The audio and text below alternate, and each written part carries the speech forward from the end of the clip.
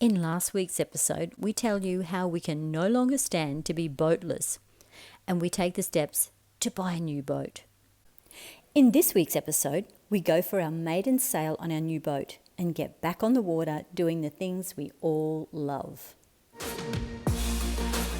All right, guys, so we've got some exciting news for us anyway. What are we doing? We are going to be going to the Annapolis Boat Show next week. So obviously these videos are a little bit behind time, but this is a live update. If people want to meet up with us at the Annapolis Boat Show, we're going to organise a meeting on this Saturday, probably afternoon or evening, depending on where we can find some space. Yeah, so you can come along and have a chat to us, kick back and, you know, share some stories, and it should be lots of fun. So we're really excited to get to the Annapolis Boat Show. So if you want to meet up with us and see us at the Annapolis Boat Show, put a comment below. Let us know that you want to link up with us. We'll also put it on Facebook, and we'll see you at the show. We have to hurry now, guys, because we've only got a couple of days before we leave Australia, and we've got lots to do. So we better get our butts into gear. Okay, so enjoy this next video, and we'll see you at the Annapolis Boat Show or in the subsequent videos. See you guys. See you soon, guys. All the best.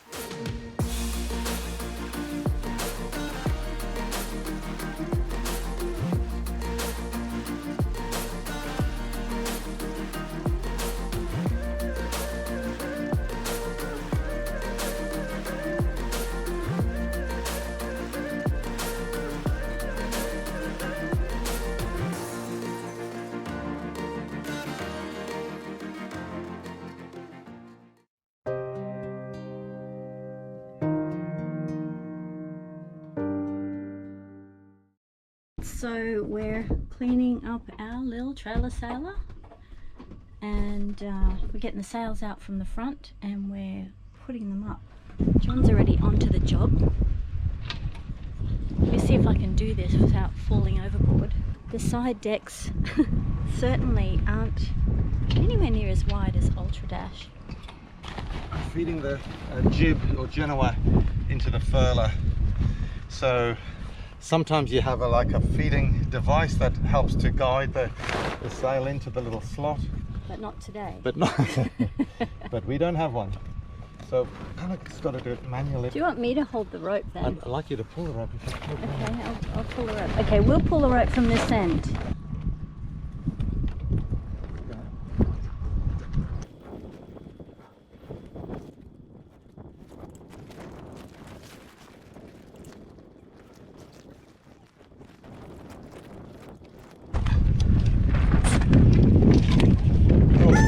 A bolt missing that held the drum in the furler track and stopped it lifting up like that. So once this was replaced, the problem was solved.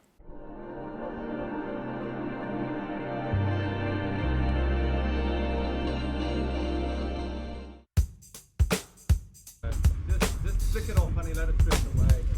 Okay, we're free.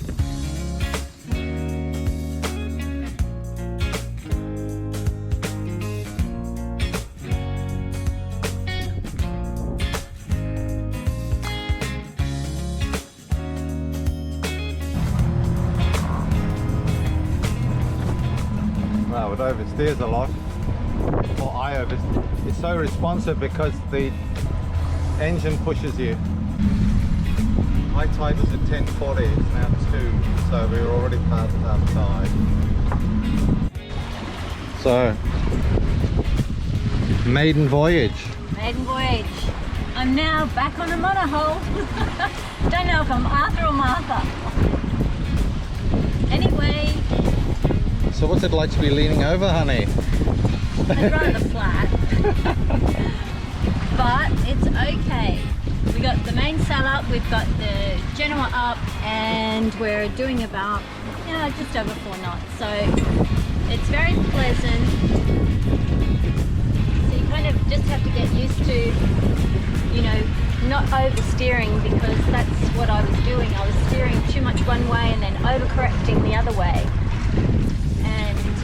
And of course the aficionados will be telling me my boom vang isn't attached, which is why the sail's too loopy or baggy, but I don't know that. It's too far in the front of the boat and disappeared somewhere, so I'll get it tomorrow.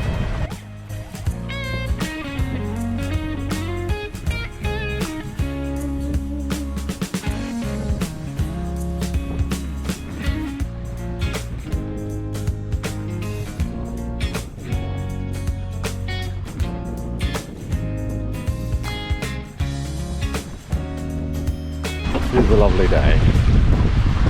It's about 10 knots.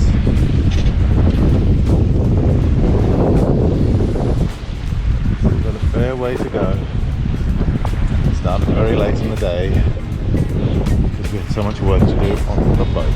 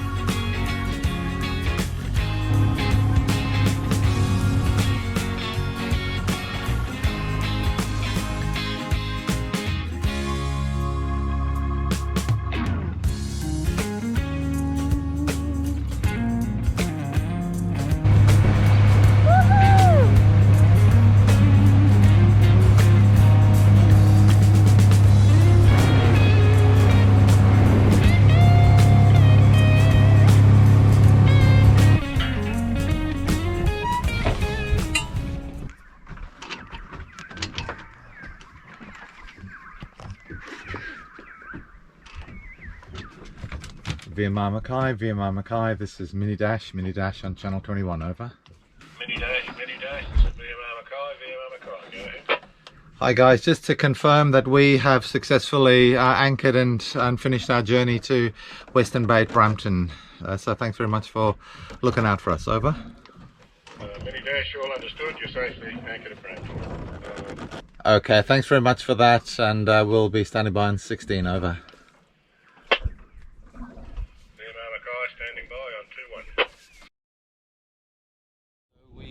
This is the morning after the day before. We arrived last night, dropped the anchor as the sun was setting, and we're going to take the boat in now to go up to the beach at Western Bay on Brampton Island. So let's go for it. Yeah, we had a rolly all night. You can see we're just rocking from side to side. Yeah. Why do we love going to Brampton? Because it's flat, we can dry out, and it's protected, and we're used to having a cat, so we're a little bit spoilt with cats and stability. I don't ever like only having one knot, so I actually use that cleat as well, so if something gave way here, at least we had a second something, although this one's going to be a really strong cleat attached to the steel anchor plate. And isn't this archaic? Oh my god! Okay, in. Now, we could have Elizabeth driving us forward, but then she couldn't film. So this is all for your benefit, guys. that's right. Oh, and the other thing, of course, we don't have on this boat is gloves, sailing gloves. So we're going to have to buy a set of sailing gloves for here too.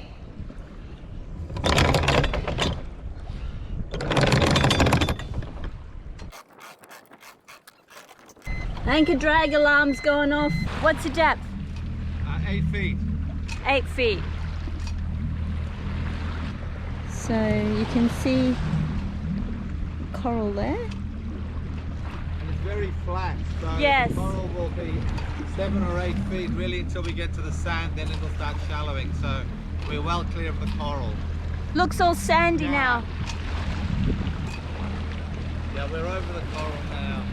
And you can see the corals now disappearing, and we're... It's all sand, isn't it? It's all sand, yeah. 2.9 feet.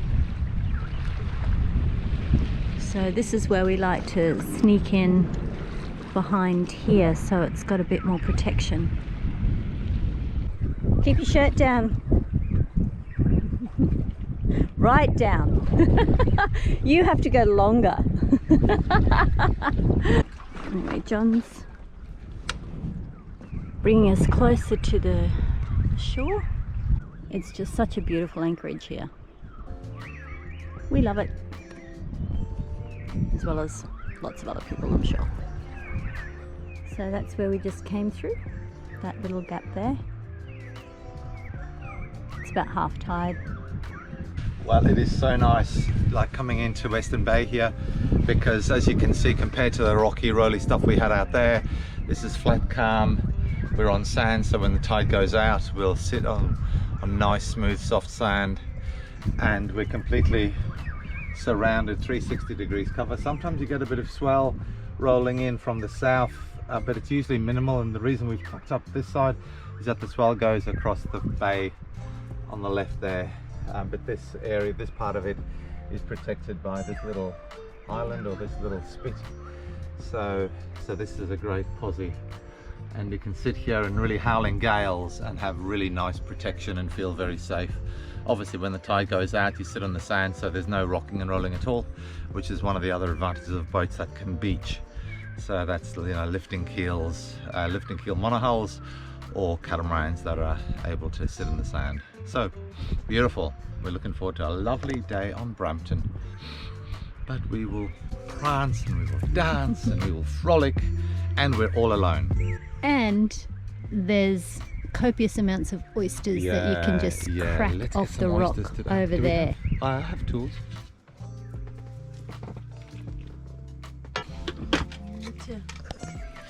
Just drifting up to the beach. Little captain's tip: when you're actually at anchor, one of the signs that you'll feel when your anchor's dragging is your boat sits side on to the wind, and I don't know why that is, but it just drifts backwards, so the wind's directly that way and we're basically going square backwards. So if you ever think you're at anchor and your boat's lying side to the wind, then almost certainly your anchor's dragging, because when you're on anchor and the anchor's holding, you should always be facing and swinging backwards and forwards. If you're ever square and you're not doing the swinging and side on to the wind, definitely check your anchor, guys. Good tip. Thanks. Jump in the water. With your shorts on this time. So you've got any tips about anchoring? Bowline. Why are we going to anchor? Put the stern out and then have one. Why wouldn't you just have one? Well, if you've only got one, the wind spins you around, and we're trying to get our stern right at the beach. So if you have a stern anchor, even if the stops the boat swinging side to side, and as you're setting down on the sand, it stops the sand scraping your hull. Okay, so if you're not setting down and you just got plenty of water under the keel and the rudders. Well, then you don't need a stern anchor, unless you're in a crowded anchorage where you can't swing. The trouble with having a stern anchor, if the wind direction changes, you have to lift your stern anchor. It starts getting really tricky. So don't put a stern anchor if you don't need it. You can lift it one hand. Look at that. Can't do that on the Leopard 50.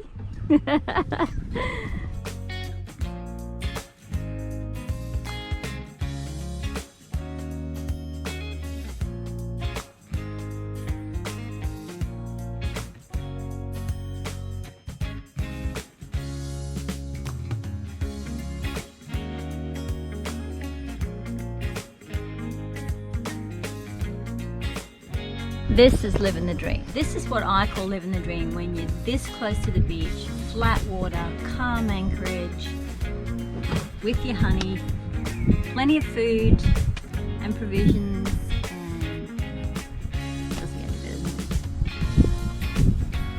Except if you're in a Leopard 50 and not a Macgregor. Not a Macgregor 26. Not that there's anything wrong with the Macgregor 26. It's just size and comfort. Yeah, it's just that we've been spoiled.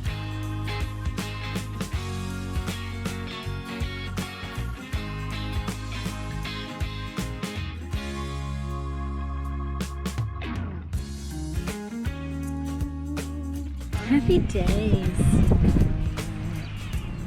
Love, love, love. Okay. Come on! Come to the beach, he says! Come on then!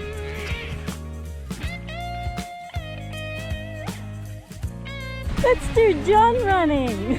Come on, I know you can do an impersonation of Ellie's run. Alright, let's see how John does it. Wuzzy's out. Wuzzy's out.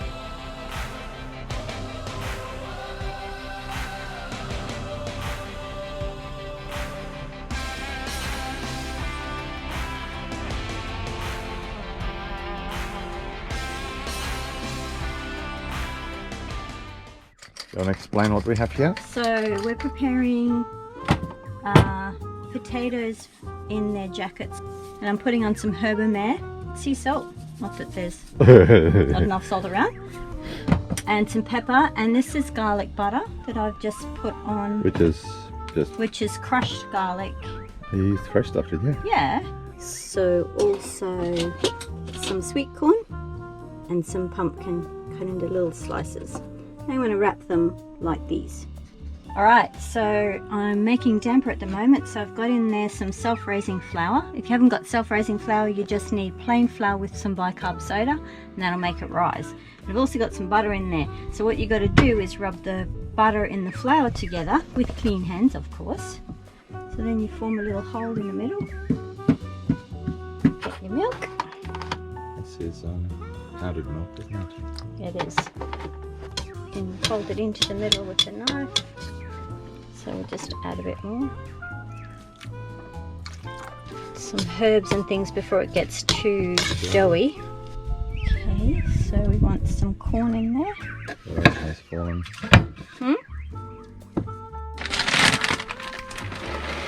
But there was only the two of us. There is. And you. We're in a dinky boat. So we have a dinky little damper.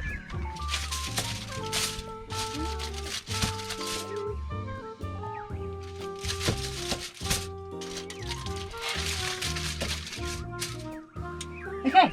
Okay, done. Darling, wine. My wife!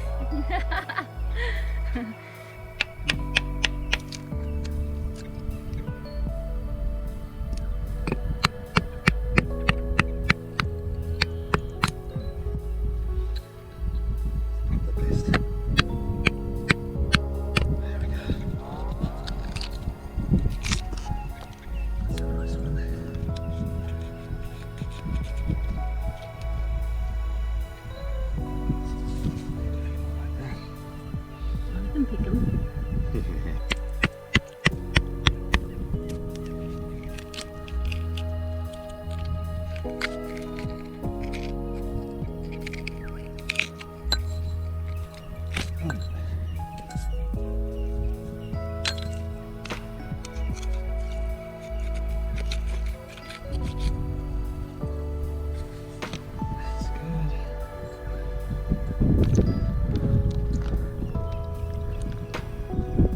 Birds. Still going. Thank you. Cheers, honey. Health, wealth, happiness, laughter, joy. What else do we do? Happiness. And for our families, our friends, our subscribers. You too, guys. Cheers. Cheers, guys. Oh, it's so good. I mean, the corn, I bought the corn fresh. And it's so delicious. Oh my goodness. I'm in love. Okay, so this is the quickly cooked mussels.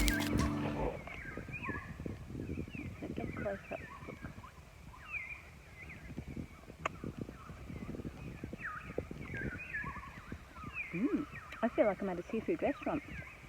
It's really nice, isn't it? Like it's And because you wash them in seawater, they've got that saltiness. yeah. John does this. When he's explaining any texture, he does this. Taste or texture. You want to They're pop delicious. one in my mouth, please? Here we go. He's got the big fella. Yeah. Couldn't resist. Oh, this is a big fella. I'm going to turn the potatoes. Okay. Oh man. This is living. Sensational. That is sensational. Now she's eating the pumpkin. Oh, yeah. Melt in the mouth, and it's just sweet, caramelized. And peppery as well. Now this damper has got a lot of cheese in it.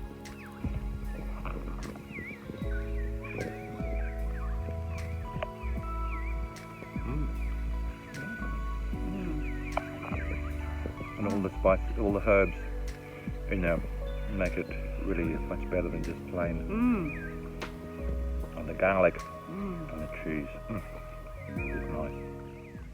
Thanks for sharing this with us, guys. We've really enjoyed your company and the really yummy treats we've had and we've shared with you. We've had enough wine to go around, which is great. Anyway, guys, hope you've enjoyed this episode. So we're going to say our good night and our goodbyes, and we'll see you Either tomorrow soon. or in the next episode. Yeah. See Bye you for now, guys. guys. Bye. Big bonfire on the beach with the stars as our lighters, and throw our problems in the flame. If you have liked this episode, hit the like button, subscribe for free, and ding the dong so you don't miss your fix of the next exciting episode. Love and health from the Barefoot Doctors. We're gonna get over this.